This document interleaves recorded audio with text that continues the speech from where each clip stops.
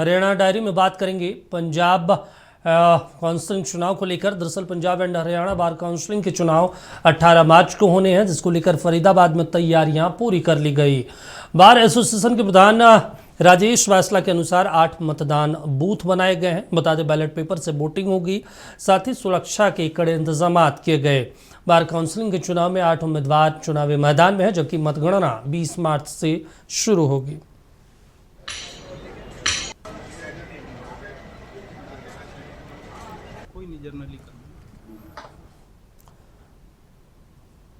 फरीदाबाद के सूरजकुंड क्षेत्र में क्राइम ब्रांच और एक बदमाश के बीच मुठभेड़ हुई। पुलिस की जवाबी कार्रवाई में बदमाश के पैर में गोली लगी और उसे गिरफ्तार कर लिया गया। आरोपी धर्मवीर उर्फ बाबू ज्वेलरी शॉप लूटकांड में वांछित था। उसके खिलाफ कई संगीन मामले भी दर्ज हैं, जबकि एक साथी अभी भी फरार है। बता दें, आरोपी उत्तर प्रदेश के संभल का रहने वाला है। एरिया में ज्वेलर्स के शॉप में उसके संबंध में हमने 2 मुलजिम पकड़े हुए थे। उनमें ड्यूरिंग इन्वेस्टिगेशन एक बताया है कि भी उनका एक साथी और है जो दिल्ली में किसी बड़ी वारदात को अंजाम देना था किसी बड़े ज्वेलर्स के यहाँ पर। इनका आज प्रोग्राम था सुबह यहाँ पर मिलने का। ये थोड़ा आगे चल के शराब का ठेका है यहाँ। तो इस संबंध में हमने नाकाबंदी की थी। नाकाबंदी के दौरान तो ये जो तीसरा साथी इनका आया, इसने आने के बाद एकदम भागने की कोशिश की और उसी दौरान अचानक ही इसको खड़ा होते ही पुलिस के ऊपर फायर कर दिया। फिर दूसरा फायर भी किया। हमने उसको रोकने के लिए भी काफ़ी प्रयास किया, हवाई फायर भी मैंने किया, बट वो रुका नहीं और उसने दूसरा फायर दोबारा हमारे ऊपर किया। जवाबी कार्रवाई में उसके पैर में गोली लगी। हरियाणा विधानसभा के बजट सत्र के 12वें दिन राज्यसभा चुनाव को लेकर जोरदार हंगामा हुआ। नेता प्रतिपक्ष भूपेंद्र सिंह हुड्डा और मंत्री कृष्ण बेदी के बीच तीखी नोकझोंक हुई। स्पीकर ने 8 कांग्रेस विधायकों को नामित किया, जिसके बाद विपक्ष ने वॉकआउट कर दिया। इस पर मुख्यमंत्री सैनी ने विपक्ष की जमकर खिंचाई की और कहा कि विपक्ष के लोग सिर्फ सरकार की आलोचना करने के लिए सदन में आते हैं। काफी अच्छे, रचनात्मक और सुझाव दिए हैं। हर एक ऐसे सुझाव का मैं स्वागत भी करता हूं माननीय अध्यक्ष जी, जो उन्होंने हरियाणा प्रदेश के हित में अच्छे सुझाव दिए हैं। परंतु कुछ विपक्षी साथियों ने बिना किसी तथ्य के केवल आलोचना के लिए खड़े होकर के आलोचना करी और बाज गए। सुनना भी पसंद नहीं कर रहे। माननीय अध्यक्ष जी, न तो 2 मार्च को मेरा बजट अभिभाषण उन्होंने सुना, गंभीरता से नहीं सुना, तो वो प्रदेश के विकास की कैसे, प्रदेश के समस्याओं की कैसे चर्चा कर सकते हैं माननीय अध्यक्ष जी, जब उनको यही बजट के अंदर क्या क्या प्रावधान है। हरियाणा प्रदेश के विकास के लिए बजट खर्च होना है, उसको गंभीरता से ना लेना माननीय अध्यक्ष जी, ये दुर्भाग्यपूर्ण है। यहां तक कि उन्होंने इसको पढ़ा तक भी नहीं है। अभिभाषण को अगर नहीं सुना माननीय अध्यक्ष जी, तो घर जाकर के पढ़ लेते, इसको देख लेते कि इसके अंदर क्या क्या प्रावधान किए गए हैं। माननीय अध्यक्ष जी, बस जो आरोप सड़क के ऊपर जाकर के लगाते हैं, अभी भी यहां से वॉकआउट किया, प्रेस के सामने खड़े हो गए, ये वो कर दिया, वो कर दिया, मन गढ़ंत आरोप, और उठ करके वही सदन के अंदर बोल देते हैं माननीय अध्यक्ष जी। जो सड़क के ऊपर आरोप लगाते हैं, उन्हीं आरोपों को सदन में बोल देते हैं माननीय अध्यक्ष जी। विधानसभा में विपक्ष के हंगामे और वॉकआउट पर सीएम नायब सिंह सैनी ने कड़ी प्रतिक्रिया व्यक्त की। सदन को संबोधित करते हुए उन्होंने कहा, विपक्ष ने बजट अभिभाषण भी ध्यान से नहीं सुना, जो दुर्भाग्यपूर्ण है। उन्होंने कहा, जनता को विपक्ष से काफी उम्मीदें हैं, लेकिन इनका रवैया काफी गैर जिम्मेदाराना है। 1.80 करोड़ लोग इस महान सदन को तरफ आशा भरी नजर से देखते हैं माननीय अध्यक्ष जी, परंतु विपक्ष का ये गैर जिम्मेदाराना उनका विपक्ष का रवैया हरियाणा प्रदेश के लोग देख रहे हैं। माननीय अध्यक्ष जी, मैं इनकी मजबूरी को समझता हूं। विपक्ष की क्या मजबूरी है, क्योंकि विपक्ष को खुद सरकार के खिलाफ इनको तो खड़ा हुआ चाहिए, भी हम खड़े हैं, परंतु इनको ये नहीं है कि बजट में क्या क्या प्रावधान है। हरियाणा प्रदेश के 2 करोड़ लोगों के विकास के लिए बजट खर्च होगा, कैसे खर्च होना चाहिए, कहां समस्या है। माननीय अध्यक्ष जी, ये महान सदन उसी के लिए है, ये सदन उसी चर्चा के लिए है, परंतु कोई मतलब नहीं है। बजट से तो कोई मतलब नहीं है, कैसे खर्च होना, कैसे नहीं होना, रचनात्मक सुझाव नहीं देने, झूठ फैला देना, झूठ बोल करके भाग जाना, ये विपक्ष की ये सोच रही है। तभी तो हल्के में ले रहे हैं इनको, लोग भी हल्के में ले रहे हैं। विपक्ष की भूमिका भी चिंताजनक है माननीय अध्यक्ष जी, क्योंकि मुद्दा नहीं है कोई, हाजिरी लगवानी है, विरोध करना है और झूठ फैला देना है माननीय अध्यक्ष जी, और भाग जाना है। विधानसभा सत्र के दौरान हरियाणा के मुख्यमंत्री नवाब सिंह सैनी ने साइबर क्राइम से जुड़े सवालों के जवाब में कहा कि राज्य सरकार साइबर अपराध पर प्रभावी नियंत्रण के लिए पूरी गंभीरता और तत्परता के साथ काम कर रही है। उन्होंने कहा कि साल 2024 की तुलना में साल 2025 में साइबर क्राइम के मामलों में 17% और ठगी के मामलों में 36% की गिरावट दर्ज की गई है। साइबर क्राइम को लेकर के एक बहुत ही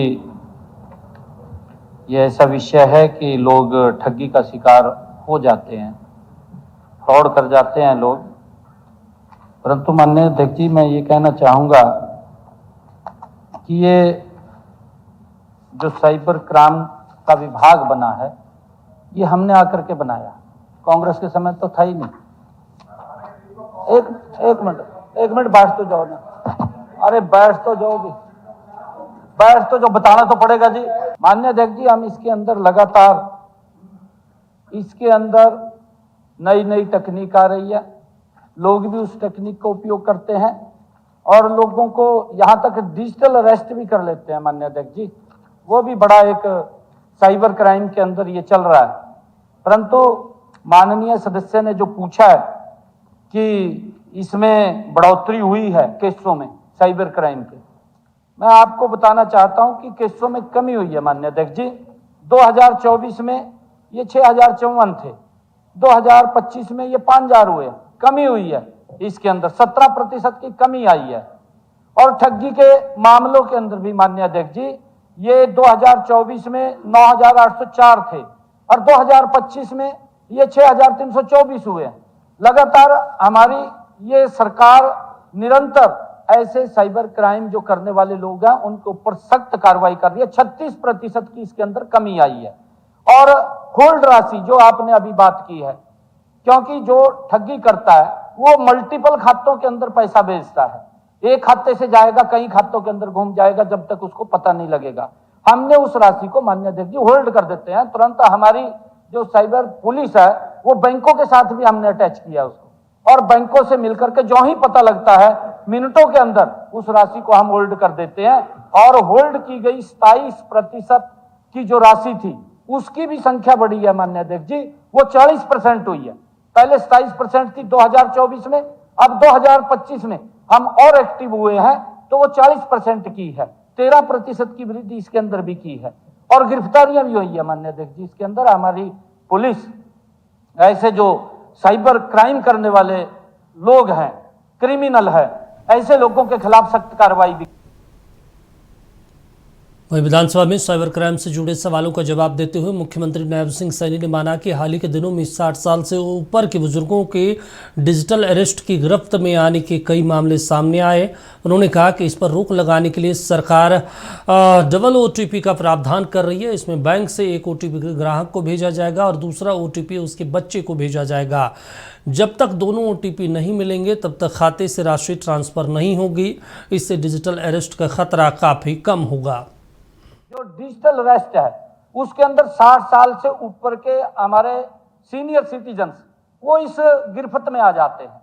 हमने अब ये निर्णय किया है माननीय अध्यक्ष जी, हमने कि डिजिटल जो अरेस्ट है उसको रोकने के लिए ड्यूल OTP हम उसके अंदर कर रहे हैं, क्योंकि जब कोई डिजिटल अरेस्ट होता है और उसका OTP जो बैंक से मांगते हैं तो उसका एक OTP उसके बच्चे को भी जाएगा, ताकि जब बच्चा माँ बाप को पूछ लेगा कि आप ये 5 लाख 10 लाख रुपए की राशि यहाँ क्यों भेज रहे हैं, इसके अंदर बहुत बड़ी रोक। जब वो बच्चे के पास OTP जाएगा, एक उसके पास OTP आएगा, तब जाकर के वो क्लियर होगा, अदरवाइज क्लियर नहीं होगा जब तक बैंक दोनों OTP को क्लियर न कर दे। जब दोनों OTP क्लियर होंगे तो माननीय अध्यक्ष जी तब वो पैसा रिलीज करेगा। इसके ऊपर बहुत बड़ा अंकुश इसके ऊपर लगने। वहीं मुख्यमंत्री नायब सिंह सैनी ने राज्यसभा चुनाव में बीजेपी नेता संजय भाटिया को जीत पर खुशी व्यक्त किया और हरियाणा से राज्यसभा सांसद के रूप में निर्वाचित होने पर उन्हें बधाई और शुभकामनाएं दी। इस मौके पर पत्रकारों से बातचीत करते हुए उन्होंने कहा कि कांग्रेस को विधायकों पर भरोसा नहीं है और उनके विधायकों ने क्रॉस वोटिंग की। यहाँ तक कि INLD भी कांग्रेस की B टीम के रूप में नजर आई है। उन्होंने बताया कि बीजेपी ने जिस इंडिपेंडेंट प्रत्याशी का समर्थन दिया वो सिर्फ एक वोट से हारा। कांग्रेस पार्टी की बात करें, 4 वोट मिले, 5 क्रॉस वोट हुए, 9 वोट का झटका लगा। नहीं, देखिए, 1 वोट से इंडिपेंडेंट जो प्रत्याशी थे सतीश नांदल जी, 1 वोट से मात्र हार हुई। कांग्रेस के लगभग 9 वोट इंडिपेंडेंट प्रत्याशी की तरफ गए और इतना ज्यादा मैंने कहा है कि कांग्रेस को अपने विधायकों के ऊपर विश्वास नहीं है। 4 वोट कैंसिल हुए हैं, 5 वोट कांग्रेस के क्रॉस हुए हैं, 25% कांग्रेस के विधायक ट्रांसफर हो गए और किस प्रकार से प्रभारी, सह प्रभारी, स्वयं विपक्ष के नेता अपने आप ही किस तरीके से जकड़ करके रखा है। नहीं, देखिए, हमारे तो संजय भाटिया जी प्रत्याशी थे, हमारे पास तो एक ही प्रत्याशी था, संजय भाटिया जी विजय हुए, इंडिपेंडेंट है, हमने उसको समर्थन किया। हमने इंडिपेंडेंट प्रत्याशी को समर्थन किया है, हमारा वोट जो ऊपर का था, मैंने कहा कि 1 वोट से वो हारे हैं। और INLD वो कांग्रेस की B टीम नजर आई है इस चुनाव के अंदर। आप लोग देख रहे हैं, 1 वोट से मात्र इंडिपेंडेंट हारना ये कांग्रेस के लिए, क्योंकि कांग्रेस को अपने विधायकों पर विश्वास नहीं है और किस प्रकार से इन्होंने कांग्रेस के अपने विधायकों को बंदी बना करके ये घुमाते रहे। हमें भी अगर लगा है, RO ने हमारी बात नहीं सुनी, हमने चीफ इलेक्शन कमीशन को एप्लीकेशन दिया कि हमारी बात नहीं सुन रहा। उनका जब फैसला आया हमने उसको स्वीकार किया।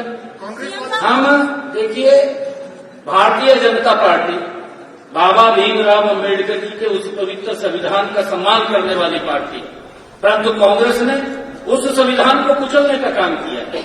हर समय उस संविधान के साथ खिलवाड़ करने का काम कांग्रेस पार्टी करती है।